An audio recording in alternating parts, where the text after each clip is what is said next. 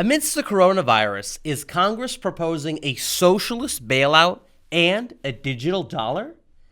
I'm Christian Gomez, and you're watching JBS Straight Talk.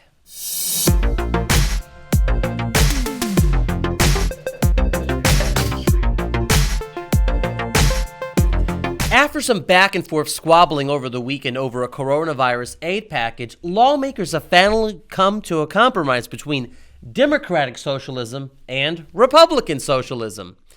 The Senate Republicans' original plan, known as the Coronavirus Aid, Relief, and Economic Security Act, or the CARES Act, was a swelling $1 trillion stimulus that would have given all adult taxpayers rebate checks of $1,200, $2,400 for joint filing, and $500 for each child in a household.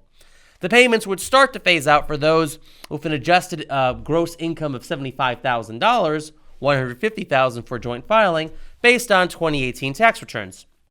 The GOP bill also included establishing a $50 billion lending program for the airline industry, $8 billion for cargo air carriers, an additional $150 billion in secured loans for other distressed business sectors, and $300 billion in forgivable bridge loans for small businesses.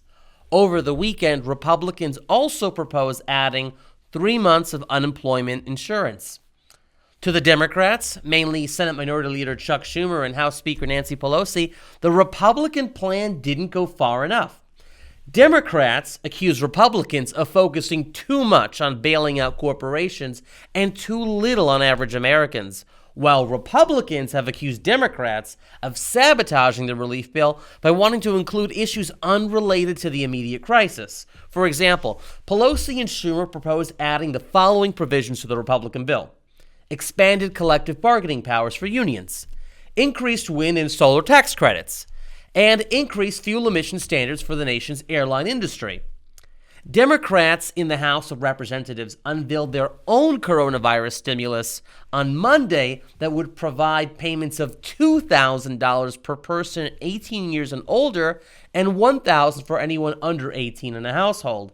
The bill also establishes the creation of a digital dollar, which it defines as, quote, a balance expressed as a dollar value consisting of digital ledger entries that are recorded as liabilities in the accounts of any Federal Reserve Bank, or an electronic unit of value redeemable by an eligible financial institution as determined by the Board of Governors of the Federal Reserve System.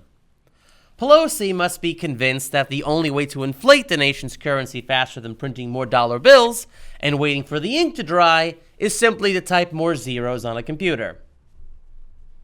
On Tuesday, as Schumer and Secretary of Treasury Steven Mnuchin were close to finalizing a deal on the Senate bill, Schumer said that the bill now includes the federal government paying the full salaries of furloughed workers for up to 4 months, $100 billion for hospitals, establishing an inspector general and oversight board at the Treasury Department for a $500 billion corporate credit program, and allowing the Federal Reserve to pump more than $4 trillion into the economy.